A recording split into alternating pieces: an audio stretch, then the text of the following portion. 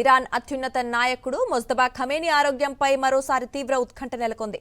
ఆయన పరిస్థితి అత్యంత విషమంగా ఉందని ఆసుపత్రికి తరలించారని ఇజ్రాయెల్ మీడియా సంచలన కథనాలు ప్రచారం చేసింది. అయితే ఈ వార్తలకు ఇరాన్ అధికారికంగా ధృవీకరించలేదు.